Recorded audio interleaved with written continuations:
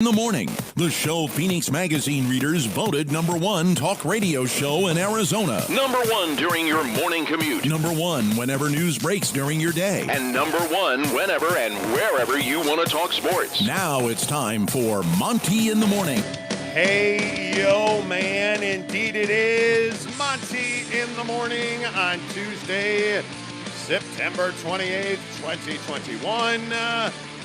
Make sure that you find this show on YouTube. Just search The Monty Show, M-O-N-T-Y, The Monty Show. You can plug that into Google. You can go to themontyshow.com. That'll take you right to our YouTube channel. Hit subscribe. Then take a photo that you're subscribed.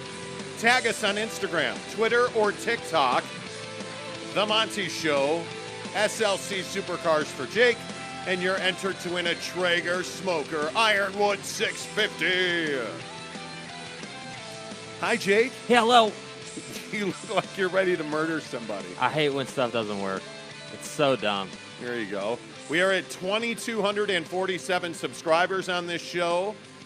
That means that we are a mere 253 away. Month of October is going to be special on this show. Just telling you guys. Yes, indeed it is. Christmas is here early. Trevor Muse, first one in. Good morning to you, Trevor. Let's go, indeed. We have to talk about social media later in the show because I kid you not when I say I have a viral video on TikTok. Like, my TikTok account has exploded over the last 24 hours, 48 hours, really. Here's the deal. I'm the best there is. Yeah, well hung, too. You know, the interesting thing is we went to Cafe Rio the other day. Mm-hmm. What was that? I guess Sunday. Sunday? No, it was Saturday. Saturday we went to Cafe Rio before you had your second date where you didn't touch Right. or where it's going horribly and it's never going to work out. you Right, didn't we get exchange it. Yeah. DNA. Mhm. Anyway, the point is we went to Cafe we went to Cafe Rio for lunch and they had this awesome like tortilla press that was vertical on the wall. And the lady was just mashing it up with new tortillas and stuff. Like, bro. And so I took a TikTok of it, and it's got 1.6 million views. And I've picked up over 1,000 followers on TikTok because Twitter's been going crazy. It's insane. It is absolutely insane. Yeah, I mean, it's the greatness of TikTok. Like, literally, But tell me how many times have you gone down the black hole of TikTok just on your phone? Oh, daily. Daily. Right? I do. That's why but it's so you know amazing. why? Because it's great for content. Mhm. It gives me content and topic ideas. But I don't think mainstream Americans use TikTok. I really don't. I think most young people use TikTok. Really? Okay. Yeah. All right. We'll talk about that coming up. We got to get into Donovan Mitchell's comments at Media Day yesterday for the Utah Jazz. We got to talk Kyrie Irving. We have got all kinds of NBA. But I think today, Jake, we have to start with our good friends down in Provo. BYU, the Cougars, meow. I don't know. Wow. Cougars versus Utah State. BYU, Utah State. Logan, Friday night, 7 o'clock, CBS Sports Network. Unfortunately. Here's my question. Is Utah State BYU's biggest rival? I think if you look back at the injury history, Jaron Hall included, obviously Taters, the Taysomator, had significant injuries leveled against him, the Dallin Levitt situation. I mean, there is a laundry list of Aggie tears that pour all over BYU. So my question is, do you buy that Utah State is BYU's biggest rival? I actually don't buy that. I think Utah is your biggest rival, but man, I think it's close. And every year that goes by that Utah State inflicts pain on this club, I think it's close. Now, kicking their ass last year was awfully fun. But, Jake, I think there's a lot of credence in the idea that Utah State is BYU's biggest rival. Yeah, I mean, I definitely think, like you were saying, there's a whole laundry list of things that have happened between these two teams. And I think that, in years where BYU is 4-0 and, the ball is rolling and everything's good in Provo, Utah State's looking to be the person that ends your season, basically, looking to be the person that brings you that first loss, looking to be the team that wrecks your momentum roll, basically. And I think they've done that in the past, and I think they'll be looking to do it again on Friday night. And I think that for BYU, this 100% without a doubt should be a win, but it's going to be far from easy. And I think that's why Utah State is always on the schedule, because they give you a really tough game. And I think that, this BYU team will definitely be prepared. I have no doubt about that. But it is a pretty stark contrast between, the South Florida team you saw and now Utah State. That South Florida team was more athletic and more not as skilled, I would say, whereas Utah State is going to be a gritty team that basically wants to hurt you and punish you. So it'll be curious to see, obviously, we'll get into the whole quarterback situation, but I think from a team perspective, can you leave this game relatively healthy? Can you get out of there with a win? Can you get out of there with most of your guys healthy? And most importantly, can you get out of there with a win? Because at the end of the day, that's all that matters. So, yeah, are they your biggest rival? I don't think they're your biggest rival, but damn, they're going to be damned if they're not a relevant team on your schedule. That's what I'll say. I think they're determined to wreck your season. Oh, yeah, and I think that Utah State would take great pride in wrecking BYU's season. I mean, I don't think that's going to happen. And by the way, we're probably underselling the lead that we have new details on Jaren Hall's status for Friday night up in Logan. And that is that if that game was held today, I'm told by BYU people that he would not be able to play today because he still has soreness in those ribs. But they fully expect Jaren Hall to be good to go on Friday night. So the quarterback controversy. Quarterback controversy is dead. It looks like Jaren Hall is going to be good to go on Friday night. Now, I think there are far bigger issues for BYU as far as injuries go, and I will just tell you straight away, I think Harris LaChance is the biggest single issue health-wise, and I'm told that he is a bigger question mark than Jaren Hall. He is somebody that is listed. Harris LaChance is somebody that would be listed as doubtful today. I am also told that Tyler Batty and I think Batty's probably the biggest one. And I want to because one of the things that really frustrated me the other night was after BYU won the game, again, to wake up on Sunday morning, and I think it was like 60, 70, notifications that, oh, this is a disaster. BYU's a fraud. Their defense is a joke. Well, you were without your two best defensive linemen in that game. Yeah. I mean, you had significant injuries from that game and before that game. Right. Like, at least agree with me that overreaction Sunday was exactly that. Well, it's prime BYU Nation, isn't it? It's prime BYU fan. Like, this is what BYU fan does. Yeah. This is what Utah fan does. I mean, hell, look at Utah fan after the Washington State game. Look at Utah fan after the San Diego State loss. Like it is what we do in sports, and I think that you can't light the world on fire when you win a ball game. Did they win 40-3? No, they didn't win 40-3. Were there some moments on defense? Sure. But you won the game. That's what matters. You won the game. As we've talked about, and we'll talk about more today, this schedule is very simple, right? It is not rocket science how you got to work your way through this schedule. You're not looking at Baylor yet, right? Who are you looking at? You're looking at Utah State, and then you're looking at Boise State. Those are the two teams that you got to get through, because I got news for you. Like we've said, one loss on this schedule, and that's it. You will go to a bowl game. I have no doubt about that. You'll go to a significant bowl game, in my opinion. But one loss on this schedule, and the college football playoff is out of the question. That's just how it works for BYU right now. So when you're a BYU fan and they win this game, and you're like, oh, my God, they look terrible. This team sucks. The defense is embarrassing. To the point where this guy over here has 60 to 70 Twitter notifications. It was ridiculous. I'm just like, dude, what are we freaking out about? You won the game. Like, what are we doing? You're 4-0. It was ridiculous.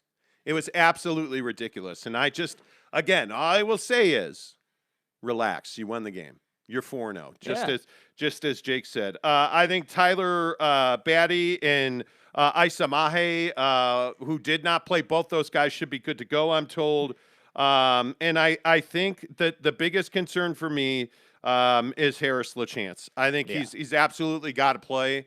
I think he is a vital part of that. He is, again, dealing with this lower leg injury, and he's doubtful.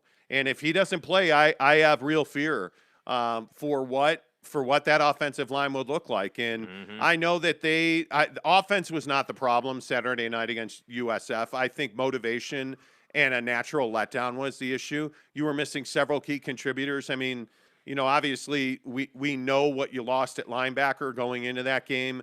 And to not have your two biggest contributors on the defensive line because you held them out of the utmost of caution, that tells me you knew who USF was, and that tells me you knew that they were going to win the game. So the idea that, panic mode, blue Kool-Aid, TDS, stop.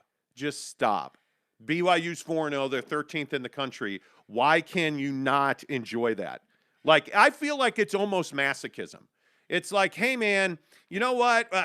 BYU's doing too well. I have to find a way to run my arm through a bandsaw. Yeah. Somehow does anybody have a nail gun? I need to drive some nails through my sack. I think what it is it's almost BYU fans are like, hey, this is too good to be true. I just said drive a nail through my sack, and you just went right past it. Yeah, I mean, I don't have a drop to react to that. Are you now desensitized to testicular nail driving? I mean, I guess. I don't know. How the fuck else would you do this? I really don't know. I have no idea. But, I just, all I'm saying is that I think BYU fan, and I would love to see in the comments, I know we got a ton of BYU people listening. I think BYU fans and the majority of the fan base is like, hey, this is too good to be true right now. We're waiting for the letdown loss that ends the season. Yes. And I think, first of all, the first thing we all need to agree on, whether you like it or not, is just the fact that we're having the conversation about one loss ruining your season means the program's taken 10 steps in the right direction. That's number one. Number two, I think we can all agree that no matter what happens this year, you're going to a significant bowl. I mean, if this keeps up, let's say that you win every game except for USC, you're going to go to a significant bowl. And you're going to it will suck. You're going to feel a lot of heartbreak, but you're also going to have had a hell of a season on the heels of what Zach Wilson did. So, I just think that if you're a BYU fan, you got to appreciate what you have right now, because this team and provided, I'm telling you, provided they get past Utah State healthy, because I don't think we can just assume that. But, provided you get past Utah State, you really should be able to get to SC undefeated. That's my opinion. I'm just saying, right, you should be able to. Yeah. But I'm just saying, relax. If you're a Utah fan this morning, I totally understand why you're upset. Yeah. I mean, Cam was not rising at all against you. What a gimmick, dude. What a gimmick. I see what did you just I said Cam was not rising. Cam was not rising. Nick's Chubb. We get it. Nick's Chubb. Yeah. That's quite enough. We get it. Okay. I understand. Listen, if you're a Utah fan, I understand why you're upset. This feels like a lost season. You had another, the Aaron Lowe situation. I mean, you just feel like you're a rudderless ship. At BYU, you're 4-0. You're 13th in the country. You're running. You're going. Settle down. Brylark says, morning boys are my Cowboys. I swear to God. Brylark, you're my dude. They're everybody's Cowboys. All right, we're going to move on here. Oh, the Cowboys are good? Somebody find me a star. I'm pumped. Right? Oh. Anyway. Honey. Anyway, my point is, by the way, Mike McCarthy might want to learn to manage the clock. He almost did it again last night. Yeah, the Cowboys are good. Dak Prescott's elite. I think Dak Prescott is, him, Derek Carr. I mean, you at this point, I would think you'd have to put Matthew Stafford in the MVP conversation. Yes. I mean, you look at Dak Prescott, back-to-back weeks completing 80% of his passes. That's not an accident. That's elite performance. That's preparation. That's the Cowboys secondary has been better. By the way, on the other side of the field there, real quick on the Monday night game, no, I don't like Peyton and Eli. I find it to be paint drying. B, Jalen Hurts I think is a legit NFL quarterback. And I know there's been a lot of questions about that. And I know that, I don't know where Tanner is this morning, but I know that his Philadelphia Eagles have been looking for a QB. You have a quarterback. His name is Jalen Hurts. And you need to embrace that. And you need to throw everything you have behind Jalen Hurts and support him to win.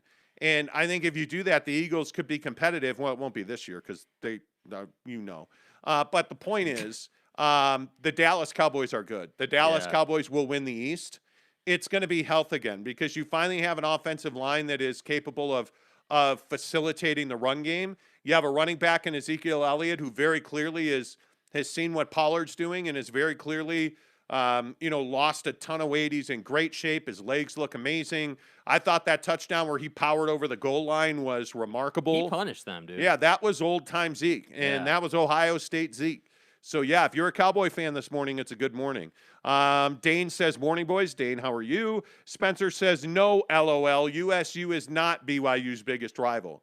I would agree with that, but the more time off between BYU and Utah, the importance of every game for BYU in the next couple of years, while you're not playing Utah and you are playing Utah State, I'm telling you, it brings that rivalry up. And frankly, obviously BYU and Utah are the two best teams in Utah. There's no question about that.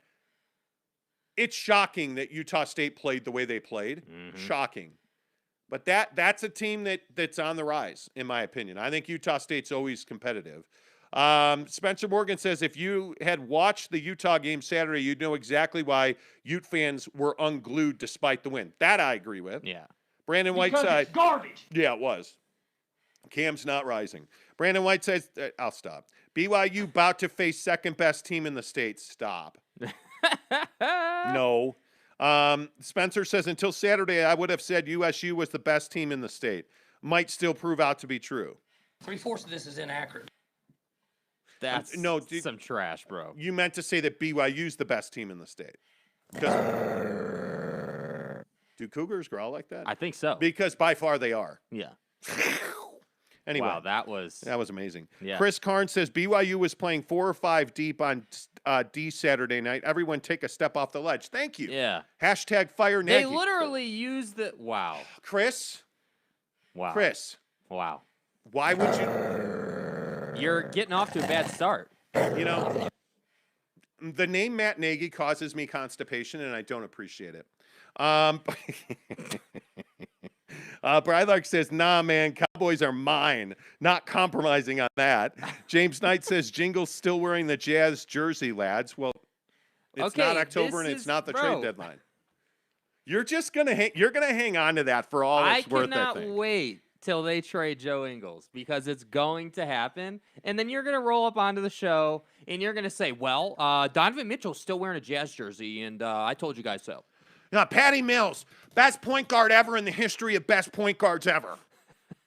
I'll stop. Josh Levern says BYU versus USU, two programs that are undefeated versus the Pac-12. Wow. Owned. Coach? Owned. I think Utah enjoys playing Weber more than BYU. Yes, they do. Is Weber let's see, is Weber State Utah's biggest rival? Stop it. Dane says, I escort the Ute coaches in the box, and even they were shocked they won. I would imagine. I mean, I don't know what you do. What is it, honest to goodness? I know we've talked about this for hours at this point on the show. What is wrong with Utah? It is not something you can put your thumb on. I think that the lack of. I think it starts with Witt. Honestly, I think there's something going on with Witt. I'm not saying that Witt can't do a good job or that he isn't passionate about football anymore, but I think there's clearly something happening for him. I don't know if it's a lack of enthusiasm. I don't know if it's I don't know what it is, but the program just does not have that feel about it right now. And I understand, you've lost players and there's a lot of tragedy that's happened, but at the end of the day, when you're out there on Saturdays, there's only one mission in mind. There's only one goal in mind. Yeah. And I think that, it's all cool that Cam came in and played good against, San Diego State and everything, but Cam Rising is not some special quarterback, right? Cam Rising is good for Utah, but it's not as though he's Jackson Dart or Zach Wilson. No, but he's the backup quarterback, so everybody loves him. Now what? Yeah, and that's why I say, cool, now what? Like, you came in and had a nice time, but but we're still going to have the same issues. He's still going to throw interceptions. Yeah. He's still going to turn it over. Like, he's still going to do all those things, and it just is what it is. So I don't know, man. To answer the question, I don't know what's wrong at Utah, but something is wrong. Ace said, "You guys are the only show I listen to on YouTube. Well, you watch on YouTube. The only show I listen to on YouTube. I dropped one F-bomb yesterday. They deleted my account. Like, he just got out of YouTube prison, I think, this week. What's up, motherfuckers? Yeah, like on Thursday. Ace, you just got paroled like last Thursday. Oh, he's already back in the joint. No, it's over. Like, they went, Oh. from what I understand, because I've never been banned on any social media platform. Right. But from what I understand, if you continue to break the terms of service on YouTube, which means cursing in this case, they put you in timeout. And I think you've seen on a regular basis that a lot of people's comments get filtered. We don't do that. That's YouTube doing that. Yeah. And so Ace is an F-bomber, Yeah. which I have a lot of respect for, man. Mhm. Like, I'm good with it. Right. And Right. so he said something about Donald Trump yesterday. When were we talking about Donald Trump? Was that yesterday or Friday? I guess it was. Friday. And he got put in timeout. And so yesterday he came on the show and dropped an F-bomb and they deleted his account. I'm a man. Like, yeah, but you're not a man on YouTube anymore. That's crazy. Crazy. And now the problem is YouTube uses IP trackers. Mhm. So it's not like you can just create another account. Like, Yeah, it's that's a problem. yeah, sorry. By the way, he said nobody watches BYU on TV. Oh no. Okay, so again, I want to say that, and you had the numbers a minute ago. Yeah, they were on Twitter. I can look them up. That's just not true that nobody watches BYU. They were 1.5 million, I believe it was, for the Utah game. They were 1.4 million for the ASU game, and I want to say against Arizona they were like 750,000. BYU TV viewers for the first 3 games on ESPN. Yeah, Game 1, Arizona, 933,000. there you go. Typical for ESPN in that time slot, 700,000. Game 2 versus Utah, 1.5 million. Typical for ESPN in that time slot, 1.3 million. Game 3 versus Arizona State, 1.498 million. So call it 1.5 million. Typical, 1.4 million. I would say that's a lot of people. Now, and again, in memory serves, I think Ace is a Utah fan. Yeah. Through and through. And I want to say that he is, I don't remember what Ace does. Anyway. I thought you said he was on the road a lot. He is on the road a lot. I thought you said he was a truck driver. I just don't remember what Ace. No, Driftwood was the truck driver. Driftwood was the truck Was driver. the truck driver. Right. Okay. I don't remember what he does. Anyway, here nor there. The point is, people do watch BYU on TV. It's a huge audience.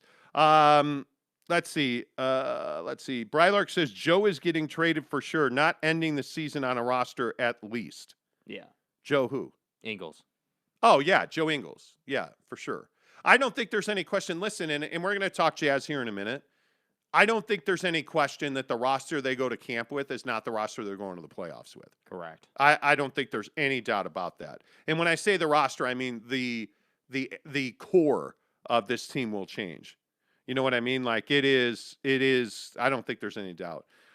Spencer says, I agree, something is going on with Witt. It floored me during the game at one moment with how ugly it was that he was smiling on the sidelines. I'm not saying a coach should never smile when the team is doing bad, but it was just not him. That's not who Witt's ever been. Kyle Whittingham is a quiet, intense figure with amazing calves. That's just who Kyle Whittingham is. So I agree with you, Spencer. I do think that's interesting. Coach Lovren says, is Utah starting to trend towards being equal to New Mexico State in football? LOL. Stop, Bro. You're starting to, You know. you know what I'm saying? Yep. Spencer says, well, but guys, Utah's new backup QB came in and fumbled 2 of 2 in the Wildcat. That's great.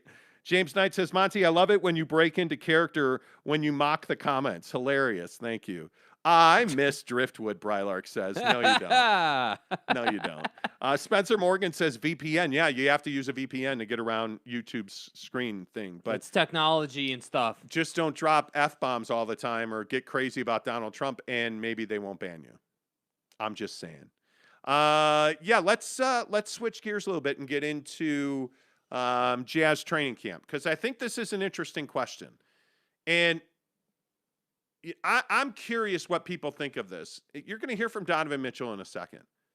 Should the Jazz prioritize health or having the best record and home court advantage throughout the playoffs?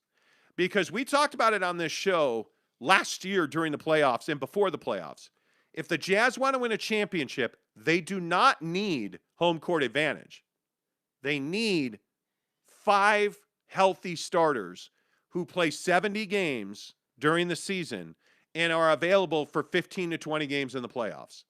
Because it's 16. You got to win 4 series. So 16 games in the playoffs. 16 wins to win a championship. So the question is, do you prioritize home court advantage throughout or healthy players? I'm telling you, home court advantage doesn't mean a thing if Donovan Mitchell's not healthy, if Mike Conley's not healthy.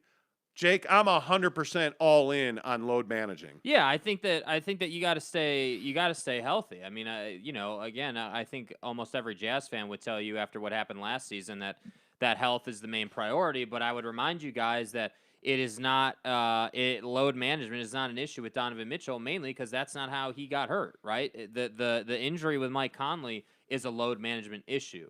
Donovan Mitchell's issue was running into Paul George and busting up his ankle. That's not a load management issue. So I think this conversation applies to certain players, but not every player. Like Rudy Gobert should not be load managed. The guy should play the same amount of minutes every single night, and he should be out there. Donovan Mitchell, I would load manage him a little bit, not a lot though. I mean, I'm talking about play him, be available for 70 games, sit him down, not dressed for 10 games a year. And I think he'll be fine. But like with Mike Conley and while Joe Ingles is here, those 2 guys really need to be catered to and taken care of, and they need to be protected. And so to me, I don't know what that number is. Like for Mike Conley, is that 60 games? I don't know. But what I do know is that I would rather have Mike Conley healthy and not dressed on the bench and out for 15, 20 games a year than have him hurt and not even available. That's what I'd rather have. And so, all of that to say, you got to be healthy for the postseason or you shouldn't expect to win a damn thing. So as we saw, with the Bucks, they were the team that was able to stay healthy, which is why they beat the Nets. So that's it. Yeah, I think that you have to prioritize health. I want to play Donovan Mitchell here because I think this is really telling about a young player that feels bulletproof, changing perspective as he becomes more and more of a veteran. I'm all for, ways to make sure we're healthy, especially after, maybe if you asked me last year before I got hurt, maybe my answer might be different, but understanding the importance of it and the longevity of being healthy, not just for the season, but for the playoffs as well. I think I'm all for ways to help us become as healthy and be as healthy as possible, but like I said, if I'm feeling good and, at the end of the day, I trust my staff and I trust our coaching staff. And I think that the great part about it is we've all working together. It's not like, you're working together. And I think that's where those conversations come in. And, if we're comfortable, we're comfortable. But, I think at the end of the day, if we're fighting for, God forbid, we're fighting for the 8th spot. I'm not, you know what I mean? But like, I think for us is being smart and then obviously working hard, but also being smart because, it's a long journey to get to the playoffs, but it's also a longer journey to stay there and be at the top and be at your best every day. Donovan Mitchell at Utah Jazz Media Day yesterday. I agree with that 100%. I think when you hear Donovan talk about prioritizing winning, that means you have to prioritize health. And I think there's no doubt that this Jazz team is desperate to win. I thought it was interesting yesterday what Rudy Gobert said about how, I don't feel good about winning a silver medal. Yeah, nor should you. You're a big part of the reason that France didn't win a gold medal. You won silver because he was there's no doubt that Rudy Gobert was a liability for France late in those games, especially against Team USA. So there's a chip on the shoulder here. But when we talk about this roster and James Knight, you should probably put your hands at 10-2 or grab another 4X gold, whatever you need to do. God, that's so good. The 4X gold. So good. The thing that's amazing to me about this Jazz roster is the construction of it. When you look at Donovan Mitchell, being the guy on this team. You look at Rudy Gobert, you look at, if I said, hey, who's that third option? Well, it's clearly Mike Conley, but now you've kind of backstopped that a little bit with Jared Butler. I think that was a huge pick. I think then you look at, okay, well, what do we do about Rudy Gobert? Well, now you have 2-3 other options, and they're not named Udoka Azubuike. I think when you look at Hassan Whiteside and you look at Rudy Gay, those are the guys that you need to play valuable minutes late in games. And I think it's going to be a tough pill for Jazz fans to swallow when there comes a lot of key critical possessions where Rudy Gobert is not going to be on the floor because he is limited to a rim protector defensively. Now, don't get me wrong. I'm not ripping Rudy. Facts are facts. The reality is what it is. Rudy Gobert is an elite defender, arguably the best defender in the NBA. But that has limitations. And we saw it throughout the playoffs. When you get into the paint, the Memphis Grizzlies, you can score on Rudy Gobert. Is he going to block dunk attempts? Sure. But did guys stop trying to dunk on him? No, they did not. Because you, as a rim protector and a shot blocker, you are not difficult to beat, right? If you are a guy like think of any guy you want, Kawhi Leonard. Kawhi Leonard's not going to be intimidated by Rudy Gobert. He's going to dunk on Rudy Gobert. And if you look at the way that the Clippers attacked the paint against the Jazz, all it did was open up more sores on Rudy Gobert's defensive abilities. And I think, to me, Jake, that's the biggest thing when we talk about what Rudy Gobert needs to do or evolve into. It'd be nice to see him have a larger offensive piece, but frankly, I think that would be bad for the Jazz at this point based on the way you've built around him now. Yep. I think he needs to become a more complete, able defender because the days of guys, like back to the basket Shaq type centers are over. You need to be versatile and you need to be able to play 10, 12, 15 feet away from the basket. I want Rudy Gobert to have quicker, better footwork. Yeah, I mean, I think you have to normalize Rudy being on rotation with another player, and I think that other player is Hassan Whiteside. I think the Jazz are going to rotate them in and out depending on the matchup, and that's why I say I think it's center by committee because yes, Rudy is making all that money, sure, but at the end of the day, it's about wins and losses. It's about what roster gives us the best opportunity to win the game based on who we're playing. And so, yeah, to speak to what you were talking about directly, yeah, Rudy's inability to play, basically anywhere outside of the paint. So above the free throw line, outside of the blocks, like he really needs to extend his parameters. And I think the Jazz, frankly, have to do a better job putting him in positions to be successful because, again, it's not on, and we've said this a lot of times, and I want to keep saying it, so we're very clear on where we're at with Rudy. The Terrence Mann in the corner thing is not on Rudy Gobert. The Clippers put him in that position, and the Jazz did nothing about it, and that's why Hassan Whiteside is here. Well, I think that's why Rudy Gay is here because I think Rudy's going to play the 5. Rudy Gay is going to play the 5 in those small ball matchups. And I think that was the one weakness on this team is you didn't have that. And I agree with you. The Terrence Mann situation is not Rudy Gobert's fault. It's just the reality of the NBA, right? I mean, you are, as the Clippers in this case, you're going to take advantage of the matchups that you are presented. Leaving Rudy Gobert on the floor late in games against a small ball lineup like the Clippers ran out there was an opportunity. And damn, sure enough, the Clippers took advantage of it, and Terrence Mann took advantage of it. And my point is, now that's not an opportunity anymore because you're not switching Derek Favors in for Rudy Gobert in small ball anymore. You're switching Hassan, or you're bringing in Rudy Gay. Because that's not really small ball with Derek Favors. It's not. That's not really small ball. And listen, I am happy that Derek is in OKC and that he's going to play his 12th year in the NBA. I think he tweeted, but you had to improve that position, and I think you got deeper on the bench. There is no question about that you are now a deeper, better team for having Hassan Whiteside and Rudy Gay here. And, again, Eric Paschall's a guy that I think Eric Paschall is going to play a lot of 3-4 combo. And I think that when you look at Donovan Mitchell in this whole conversation about health, you now have multiple sets. You can play any size, big, medium, small. You can run the floor. You should theoretically be able to execute in the half court on both ends. This Jazz roster is much more, in my opinion, competitive. Now, I still don't think they're one of the top 3 teams in the West. I'm very largely in the same place with this Jazz team as we were last year, which is to say, when Kawhi's back at 100%, and he will be, they're not better than the Clippers. When the Lakers are 100%, and they are, and by the way, again, not to say that we know everything, but we fucking know everything. What did we tell you about Anthony Davis? You have not seen hide nor hair of Anthony Davis this summer. You haven't heard about him. He ain't been on social media. Yep. And why did he say he did that? Because I just went to work. It's time for me to go to work in the summer. And he essentially said, Anthony Davis essentially said, I have a lot to prove this year. He needs to stay healthy, and he knows that. And he went to work and built his body. And he looks like a guy who went to work and built his body. Yeah. By the way, I don't know if anybody noticed what, the video that James Harden put out with Chris Brickley over the last week. Anybody know? That's not a guy who looks like he's got a hamstring injury. No. That's a guy who looks like he's got a larger, deeper bag of tricks, and they're going to be lethal. Now, that brings me to this Kyrie Irving thing, because I think this is a huge problem for the NBA.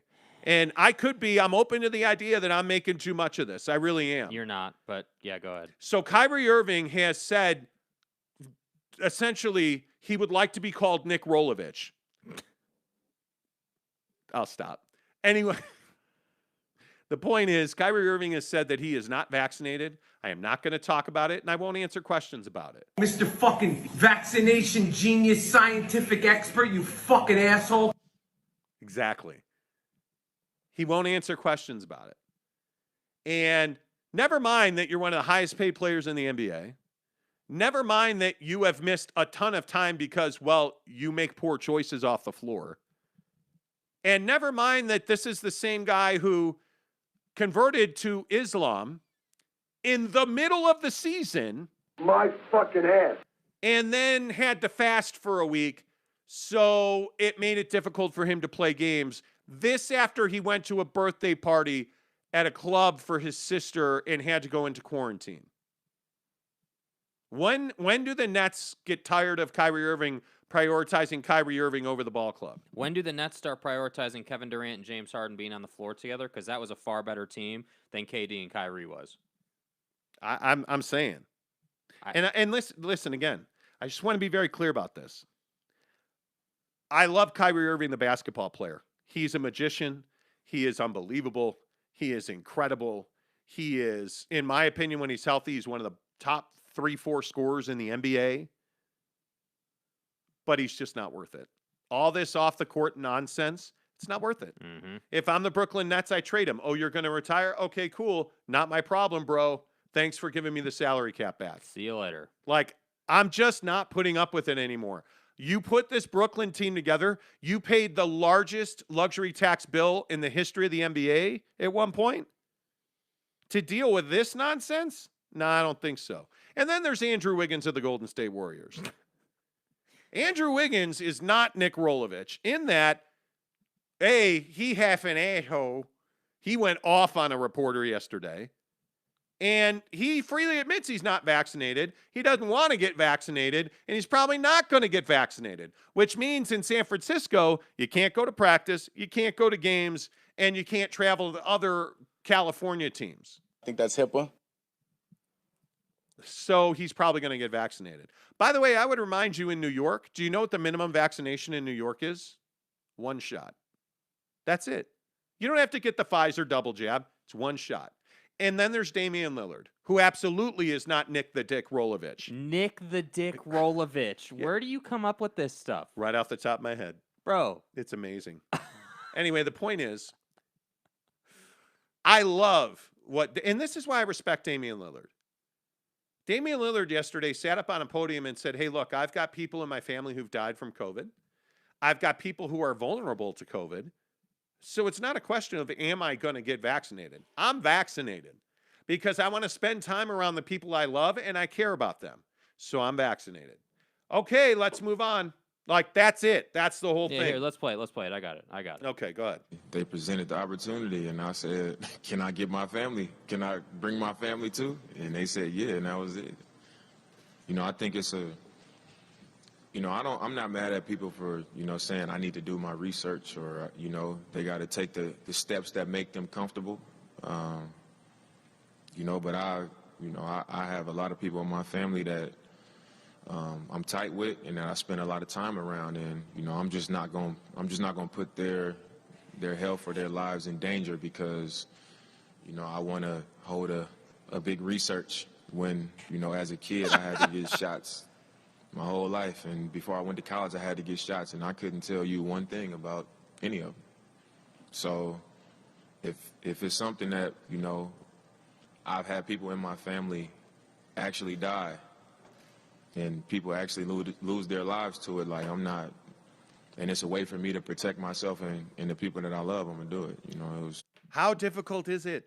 It's not How rocket difficult? science, dude. This is why Damian Lillard's a stud. Yeah. Because is he a championship player? Not yet. But this is a guy you want on your basketball team. This is a guy you want in your locker room. This is a guy you want around your young guys. He absolutely gets it. He absolutely gets it. Josh Lovren says, Rudy Gobert said, quote, I'm not super satisfied with a silver medal. Well, yeah, that's what I said. Yeah, I didn't know, Rudy. I didn't know we were playing for second place there, bud. Yeah, well, you shouldn't be super satisfied with that silver medal. What are you talking about? The Jazz did definitely load manage Mike Conley all season. He didn't play any back-to-backs, and he still got hurt, and water is still wet. Just saying. It's my favorite saying. Dude. Yeah, water's wet, and Mike Conley's hurt in the playoffs, right? So get your facts straight. Josh Lovren says, so Kyrie is Nick Rolovich. Yes, he is. Yes. Monty, you're on fire today. Appreciate that. Neville93 says, this Jazz team looks like they had fun this weekend. They did at the BYU game. That was a lot of fun. Brandon Whiteside says, Anthony Davis still hasn't proven anything, still a stiff on the coattails of LeBum. What about the three-point shot he hit to... Never mind. I mean, we won't want facts to get in the way of bad argument. 3/4 of this is inaccurate. Yeah. Brylark says, got to play that Anthony Street Clothes Davis drop, Jake. Wow. The Laker hate is visceral and real this morning. Anthony Street Clothes Davis. Yeah. My God. A, you farted. I did not fart. What are you talking about, dude? How do you just roll out? You got two dogs sitting down here that shit down here constantly, and you want to go roll out. Oh, well, you farted. Again, I'd like you to meet Jake Montman. Yeah, he's the fart denier. I'm a fart denier. I never it's just to own it. No, I'm not owning something I didn't do. I would never fart. And I'd like my privacy about it, okay? I'd like my privacy about it. Listen, I got to do some research on whether or not I farted, and I'll get back to you. Where are we at in society today? I don't ever get laid, and I'm a fart denier. Are you squeezing one in right now? No, I'm You're not. holding one in, I think aren't that's you? HIPAA. Ramiro says Rudy's defensive player of the year, but offensively, my grandma could guard him. That's messed up. Truth. But you ain't wrong. And your grandma don't move laterally from what I understand. Spencer says just got an update at backup center and are paying 90% less for him. No question that was a good move. Yes. Yep. Brylark says waiting for the Monty V. Rolovich charity boxing match. Sean Mirzinski says Brylark, LOL. Josh Lovren says Kyrie for Dame trade. Make it happen. Oh, my God. Dude, for real. Could you imagine? Just do it. If James Harden's the point guard and Dame's the two guard and Kevin Durant's your 3-4 combo and I mean, seriously. Blake at the 5? Blake at the 5? Yeah. Kevin Durant at the 5? Yep. That would be amazing. Yep. I mean, I can easily see Rudy's usage drop, but efficiency grow this season, Brylark says. Sure. Count Blocula and the great Rudini will help them get to the Western Conference Finals, and that's about it. I'm sorry. Coach, I thought you said Count Blocula. Wow. Oh, my God, dude. James Knight says, you guys do realize Rudy Gobert. Oh, I'm sorry. You guys do realize that Count Blocula is 7'2", right? How many 7-footers can guard the perimeter efficiently? Nobody said that it. Okay. fucking see what I have been trying to articulate. We didn't say it was Rudy's fault. Dennis Lindsey. Listen, I know. Makes me want to puke. Nobody said it was his fault. Nobody said that. Rudy Gobert shouldn't have been put in that position. But who else were you going to play? You had nobody else. The roster construction. Oh, wait. Oh, Joe Ingles, right? Joe Ingles. Oh, but how are you going to have Joe Ingles guard Terrence Mann when he's in Paul George's head? Like, you can't be. It became personal with me. You know. Okay, I'll stop. You're forgetting Luka's mom. Luka's mom. Thank you. Thank you. I appreciate that. Yeah. Trade Joe. Thank you, Neville. It's a James Knight. He said it, not us. I mean, that's Neville 93 saying to trade Joe. It's quite simple, so I don't know why motherfuckers be overcomplicating it. Trade Joe. That guy's undefeated. That's a fitness influencer from TikTok. And Jake and I are on this fitness thing. And I actually, holy cow. So I turned down the creatine, like stopped taking it, lost 5 pounds.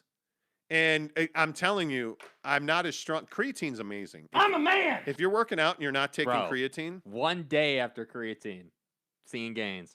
It's amazing stuff. But anyway, so we were talking about how much protein, calories, and all this stuff. And this guy on TikTok just lit some people up. I just searched TikTok for calorie deficit. And homeboy showed up. What's up, motherfuckers? That's the first thing he says. In his video, that's the first thing he said. It's quite simple, so I don't know why motherfuckers be overcomplicating it. Just put it into this website. It was amazing. It was amazing. Epic. Terrible Terry wants to know how the TikTok feed's going. The TikTok feed is going quite well. At the moment, I'm at 1,098 followers now. Good. Just telling you right now. We're ramping up TikTok. 1.69 million views of that stupid tortilla video. We're thinking about giving the Xbox away using TikTok. We're thinking about y'all better get your TikTok accounts created. My God. Marilyn Nguyen says we need to put others before ourselves. Do you want to explain that, Marilyn? James Knight says, relax, Neville. No friends. You talk bad about, Joe Ingles is my friend. Growcock needs an update on his Xbox. No, he got it. He got it. He got it. And that mullet's amazing. Yeah, he got it. Who's the best team in the NBA right now? I mean, it's probably the Lakers, but I mean, you have to say the Bucks because they won the championship. Do you have to say the Bucks though? Yes. Really? Yes, you do. You're going with the Milwaukee Bucks are the best team in the NBA? They won the championship. What do you mean? Wow. You have to. They are default best team in the league right now. I don't agree with that at all. I think without you're gonna sit here and make a case about injuries and they would have lost if this and that. Well, I got news for you, man. I know that it's not injuries. It's PJ Tucker's not a Milwaukee Buck anymore. Wow. And I think he played a huge. He did. With all due respect to my Notre Dame brethren, I never went to Notre Dame. My Notre Dame brethren, Pat Connaughton, he's no PJ Tucker. I agree. Right? I mean, that's a huge part of it. And I mean, listen, when you have Giannis and you have Chris Middleton, Holiday, Lopez, Holiday, Bobby Portis, suck it.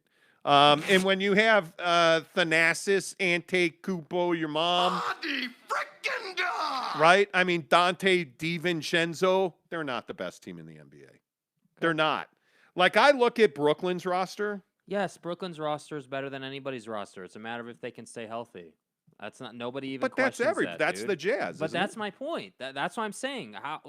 Okay, who's the best team in the league? Okay, on paper, it's between the Lakers and the Nets. That's on paper, though. Like Harden, Durant, Kyrie. Right. Best core in the NBA. Yeah, easily. Right? Everybody agrees with that. Not even close. But they have Patrick Mills. Like, you add Joe Ingles to that roster and it's over. That's enough of that crap. Joe Harris, Patty Mills, Bruce Brown, who I think a lot of people forget about. I mean, I think that LaMarcus Aldridge, Blake Griffin, Paul Millsap. Mm-hmm. I forgot about Paul Millsap going to Brooklyn. That's huge for the Jazz. Yeah, I think, like that to me stands out is I think that's the best roster. Like I look in the East, like the Chicago Bulls, like I'm not even playing. Like the Chicago Bulls, They're going to be much better. DeMar DeRozan, Nikola Vucevic, Zach LaVine, Lonzo Ball. Yeah. Alex Caruso. Yep. Tony Bradley. Yep. That's a playoff team. This is a tasty burger. Now, I like what I'm seeing. Now, the biggest question to me is what do you say about the Denver Nuggets? Are the Denver Nuggets, and I actually don't think they are, and this is just my opinion, are the Denver Nuggets still one of the top 2-3 teams in the West? No, they're top 5 team in the West. I think that I would agree with that. They're top 5 team in the West. You lost, as we were just saying, oh my God, Paul Millsap. You lost Paul Millsap. Jokic, Murray, Gordon, Barton, Monte Morris, and Michael Porter Jr., who just signed a huge extension. Yeah, I mean, they have a great team, and there's a lot of cohesiveness on that team. First major question mark is Murray. Is he the same guy? My feeling is he is going to be the same guy because I think the ACL surgery rehab process is just so documented now. It's so lined out as to how to come back. I mean, I just don't have any doubt that he's going to be fine.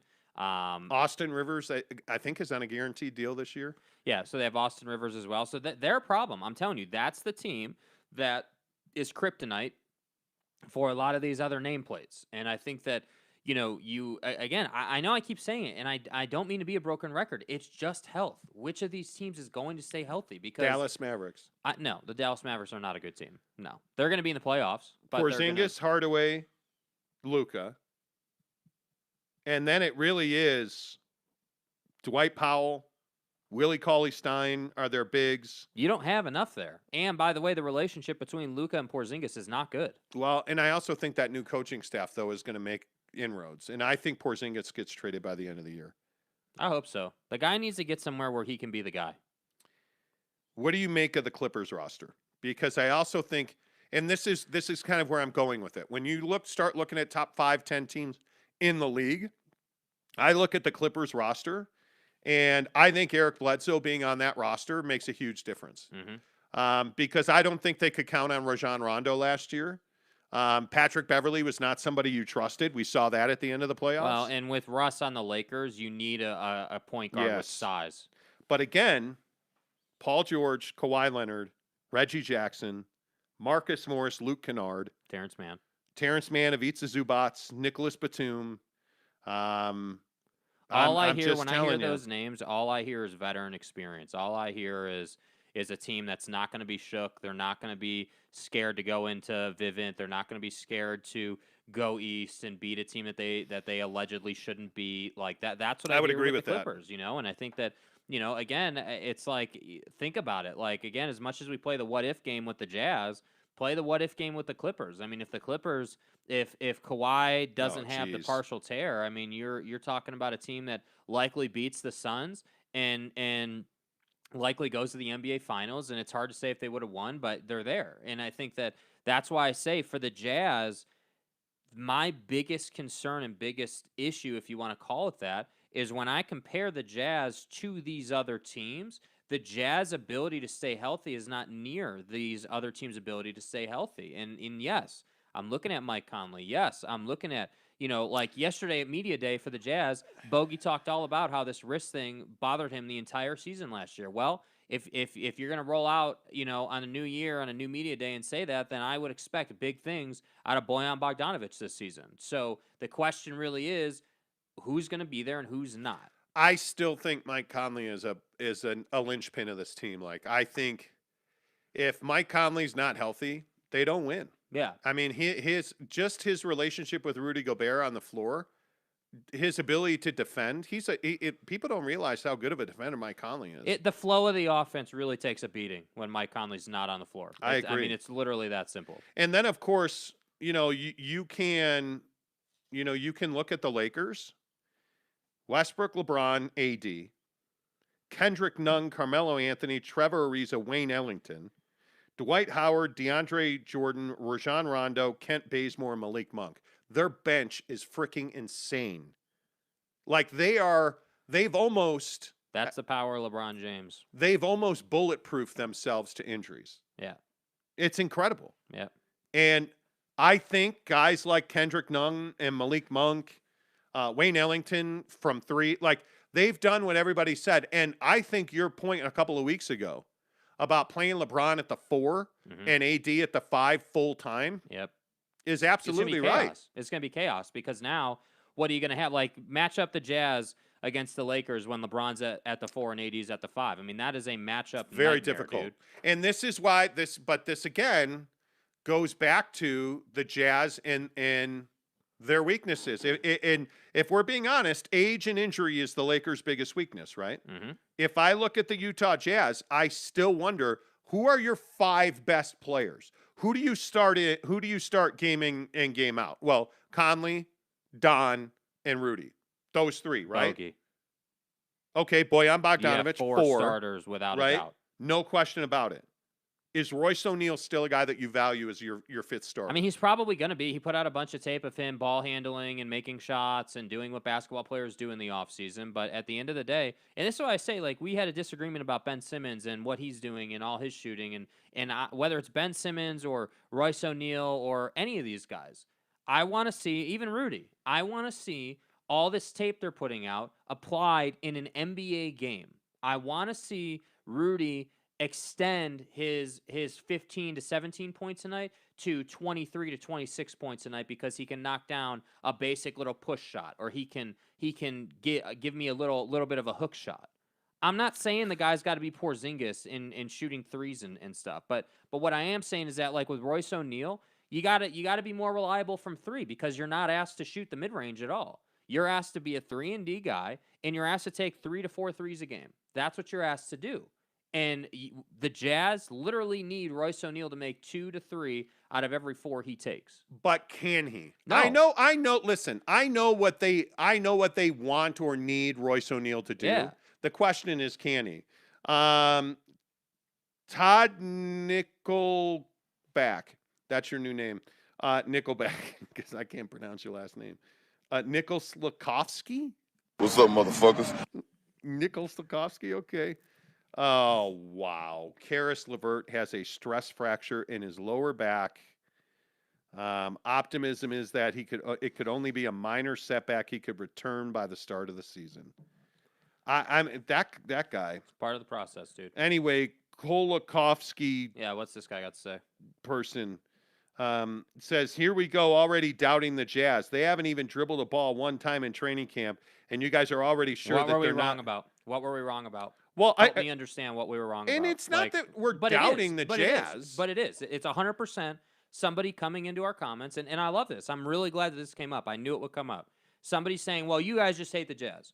Okay, well, if we hate the Jazz, what exactly have we been wrong about in the last 6 months about the Jazz on any level? And by the way, we're just having a conversation. But my point is that I don't want to hear, hey, you guys just hate the Jazz. Hey, you guys just hate BYU. You guys just hate Utah. You guys just hate the Lakers. I don't want to hear that because we're not here to slurp the Jazz or Utah or BYU.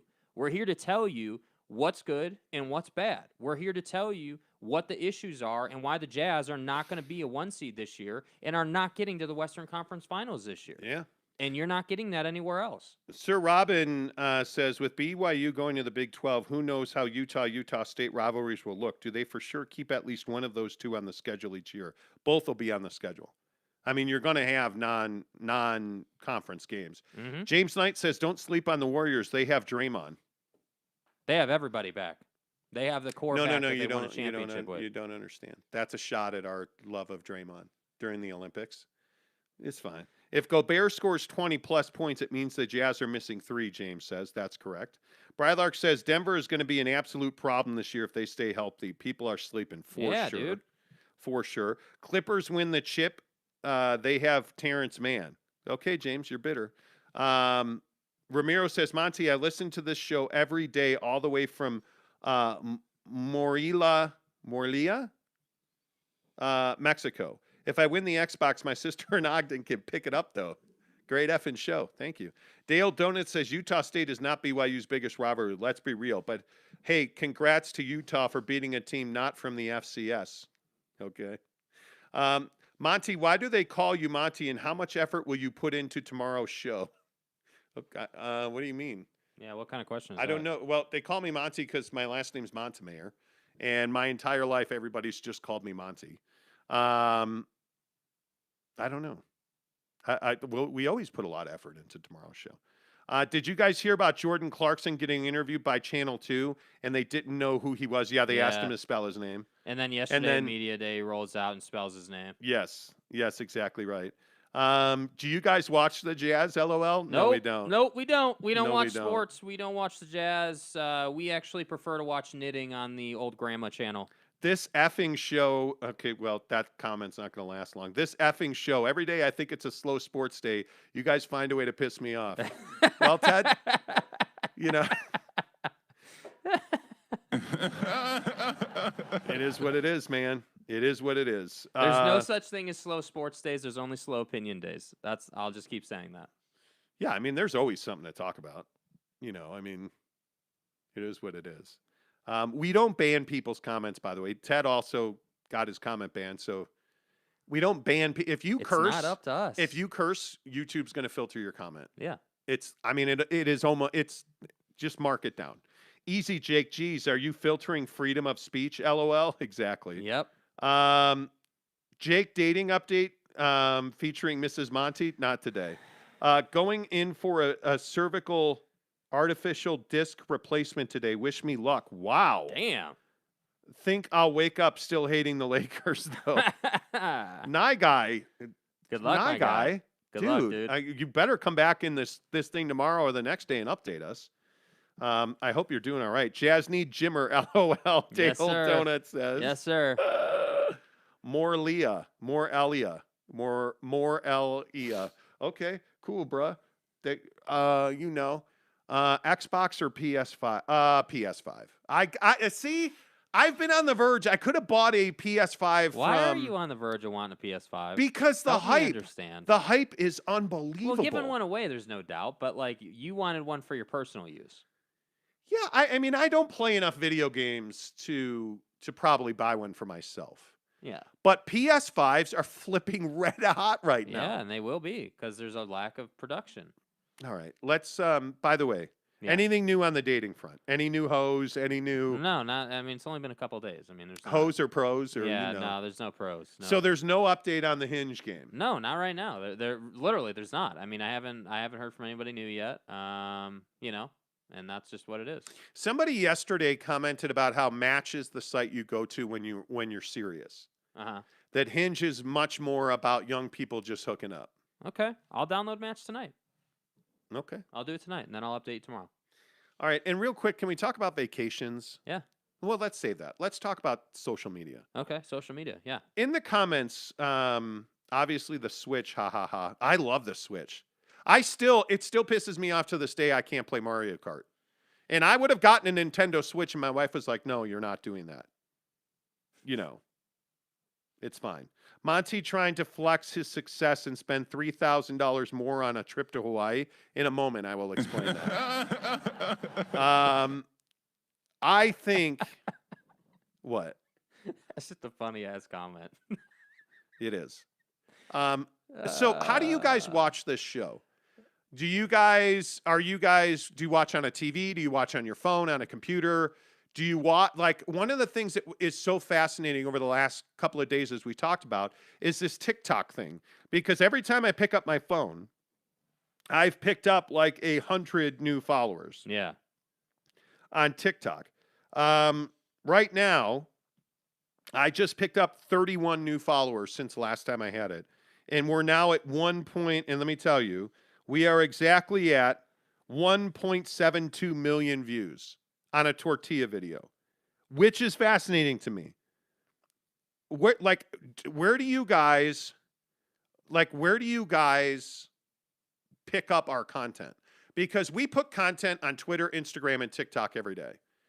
And of course, we're live on YouTube and we post highlights and yeah.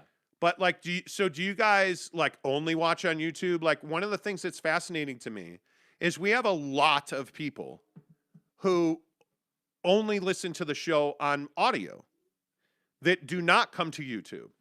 And the thing that I really struggle with, especially on social, is I don't view TikTok as like a power social media platform. I view Instagram, Twitter, and to a lesser extent nowadays, Facebook, as a power platform. What does that mean exactly? Everybody uses it. Everybody has it. Everybody. Okay, well then in that case, TikTok is a power platform. So you think everybody has it? Everybody uses it? Yes. I don't Yes. think so. Like my Yes. wife, Mrs. Monty, your doesn't generation use it. doesn't use it. Everybody after you uses it. My generation, the generation after me, everybody. Well, and uses you're it. the generation that powers the world right now. Yeah. So like the demographic that we typically hear from, the 25 to 54-year-old, male or person, uses TikTok without a doubt. That's interesting. I mean, in the comments, do you use TikTok? I mean, I'd love to hear. Ramiro says, listen on YouTube. David C says, I watch on my Palm Pilot. Stop it. God, dude. The level of trolling, though, that's going on today. I loved my Palm Pilot. Yeah. I dropped that thing in a toilet and I almost melted down.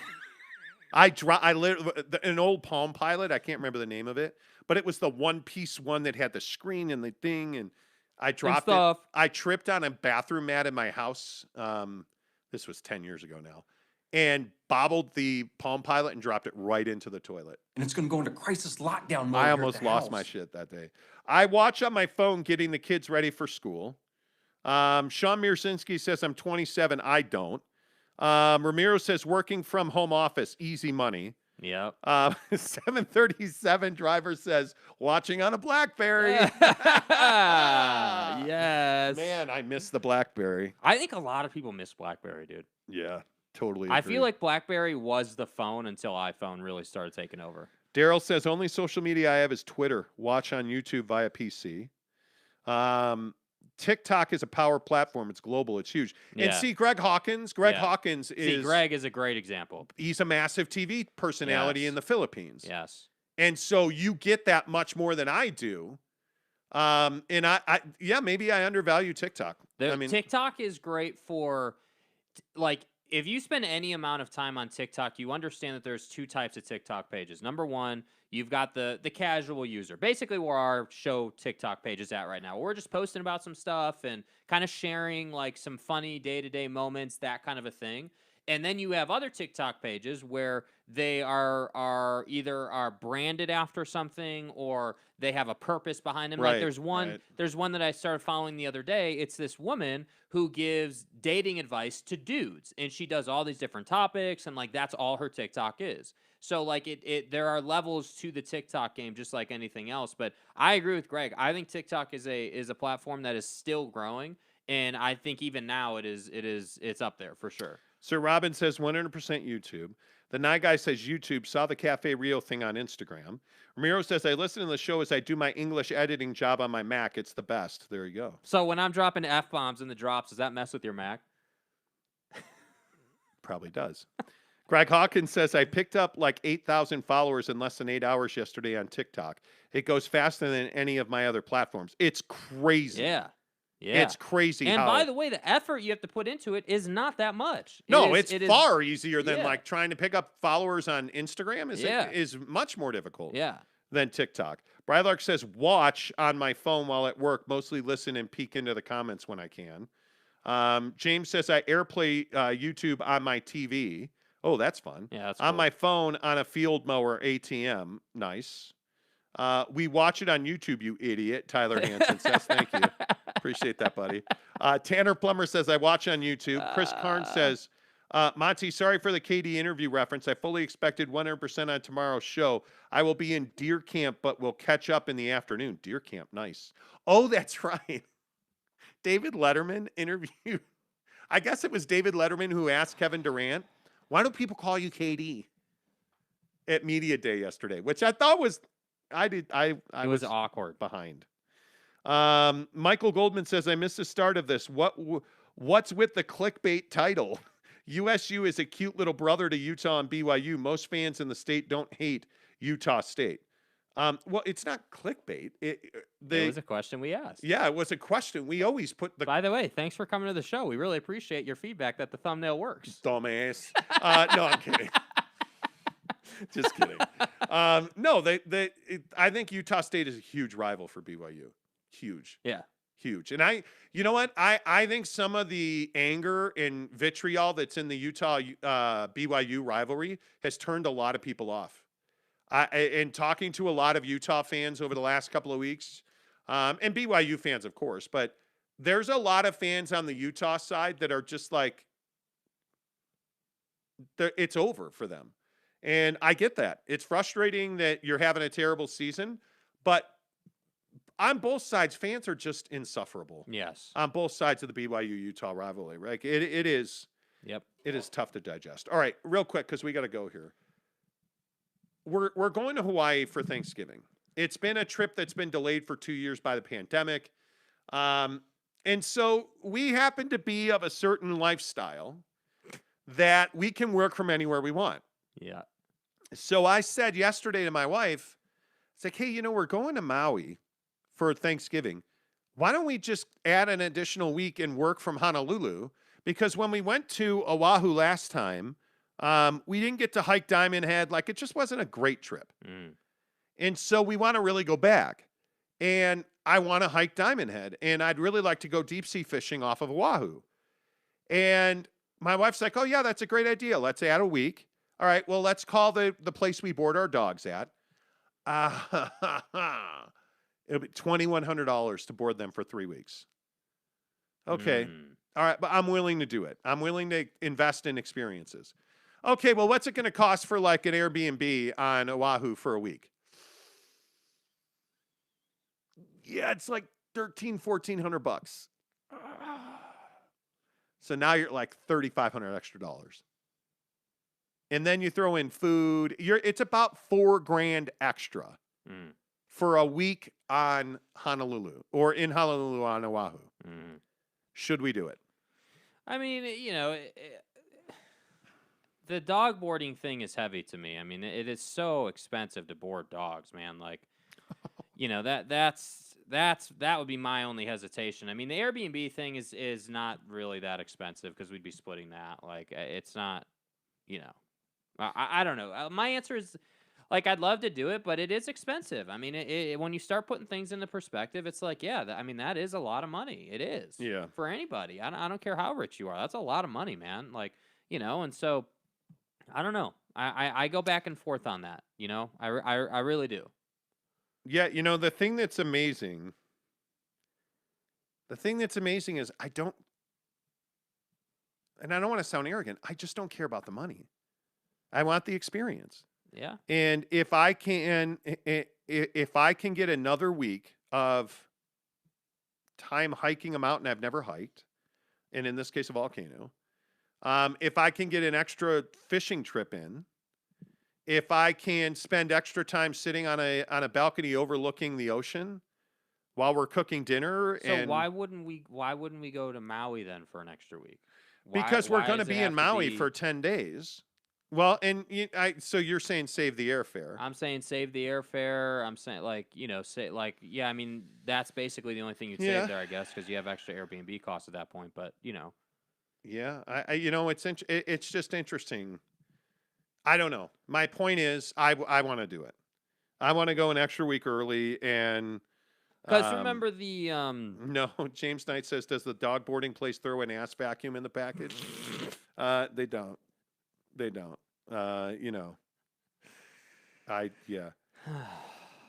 Bradley says, are you guys going to be doing any content while on vacation? Hell yes. Yeah, we are. Yeah, a lot of content. Yep. Everything we do is content. That's just the life. That's why TikTok is so important. But one of the things that you come to realize is when you do what we do, everything you do is content. Everything you do is content. And so it is one of those things where you have to, like, a lot of people asked me on YouTube yesterday where the vlog was from the weekend, that Lazy Ass said he was going to do a vlog. We just didn't have time to do it. You know, like Jake was trying to get laid and he didn't. So he was feeling sorry for himself. That's not true. Actually, what happened was See, you what guys happened didn't was- research whether Canyon's lifts were open or not in Park City. So we roll up and they're closed. Yeah, they were closed. So we had to hike straight up a mountain because that's always fun. You know, why aren't you guys on the radio? I'd listen every day because what? But we don't need to be on the radio. I think this is a fascinating conversation. This is a fascinating conversation because a lot of people ask us, well, why aren't you guys doing a morning show? Be on the radio. Well, I work at Yelp and I make stupid, ridiculous, way over the top money doing that. So I'm not going to give that up to go to an industry that right now doesn't have a whole lot of stability in it. And what's the upside for me? I don't get to control my content. I don't get to talk about what I want to talk about. You know, I just can't, like, you know, where's this comment? I can't remember who was talking about F-bombs on Siri while typing, but he basically said, when you drop an F-bomb, Jake, Siri pulls up a picture of Rudy Gobert shooting a jump shot. What's up, motherfuckers? You know, I don't know. Sir Robin says 56 here in TikTok may as well be a breathman as far as I'm concerned. Okay. I don't know what that means. Okay. Michael Goldman says, dumb what? What was that, Monty? You sound like my wife. I was kidding.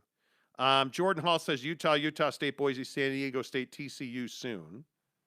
Okay. You guys don't need bait on the hook, LOL, truth. 100% true that the vitriol between the fan bases of Utah and BYU is turning people off. But radio here sucks. Well, I whether you like radio or not, here anyway, to wrap this up, the radio versus YouTube thing, when we do our show, we're doing about 16 to 20,000 listens a day. Wouldn't we be doing that on the radio? I mean, for a radio show, that's about probably, unless you're a massive juggernaut, you know, if you're Radio from Hell or if you're KSL but if you think about the listener bases, if you think about, you know, think about your favorite sports talk radio show in Salt Lake City, whoever that is, how many listeners do they actually have? Because it's not many more than that. I mean, if you think about, like, how many people does Bill Riley or how many people does a guy like Spence Checkett talk to every day?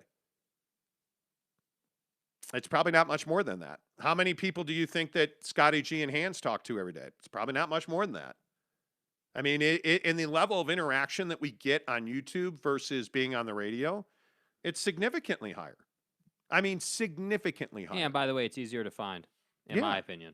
You know, I think it's one of those things that I just think it's one of those things where our upside for us being able to do the show the way we want to do the show. If I want to F-bomb, if I want to talk about elections or sex or ass vacuums or BYU football or Utah football or the Jazz or the Lakers or whatever I want to talk about, I can. Being on the radio, you can't do that. You have to serve a master. And I don't serve anybody. I don't serve anybody on this show. We do what we want to do. It's why we always say we don't have rules on this show. Yeah. We don't have rules on this show. You know, like the most enjoyable part of this is that the conversation goes on all day. Like, we talk to you guys all day on Twitter, all day on Instagram, all day on YouTube. I try to answer all the comments on YouTube. It's hard. We get a lot of comments during the day on YouTube. We interact with you guys. Yes. That's almost impossible when Another you work in benefit radio. of YouTube. You're not getting, you know, with a radio show, you're not really going to get you're not going to see a video feed. How many radio shows do a live video feed while they're doing the show? That many. Sean Mirzinski says, okay, I just saw the shopping cart video where Jake randomly shows up. That was hilarious. Just out of nowhere the other night at the grocery store. TikTok, get it? Yeah, Sir Robin, we do. We haven't had a good political firestorm in the comments for a while now. Well, yeah, we're trying not to light the world on fire, you know? We could talk about... we can do that if you want to do that. I mean, that's fine. Afghanistan. Stop. Austin Lewis says, I only listen to the radio if I have to. Brylark says, Sean Mirzinski says, Brylark, don't jinx it with the political thing. Greg Hawkins says, I like the way you've got the show set up. These days, digital media is more accessible than radio anyways. It is. The Nye Guy says the radio is 10 pounds of crap in a 9-pound bag. Probably true. Yeah. Yeah. Play the music. So we haven't decided what we're going to do about vacation. No, we haven't. I mean, there has to be a cheaper way to do it. That's what we need to figure out. I mean, there has to be a more cost-effective way to do it. Maybe we can live in a van down by the river. Down by the ocean. Down by the waterfall. All right, make sure you subscribe to this show. We're going to give away our Traeger smoker at 2,500 subscribers. We are getting there. We are at 2249. You know, Dale Donuts wants to know if we can talk shit about Joe Biden on here. Sure. You do whatever you want. I'm just telling you, that's probably not going to go well for you in the comments. And now your comment got filtered. I didn't do that, Dale It is Donuts. cause and effect. I did not do that. Subscribe. Follow us on Twitter, Instagram, and TikTok. The Monty Show. SLC Supercars. Until tomorrow, say goodbye, Jake. Goodbye, Jake.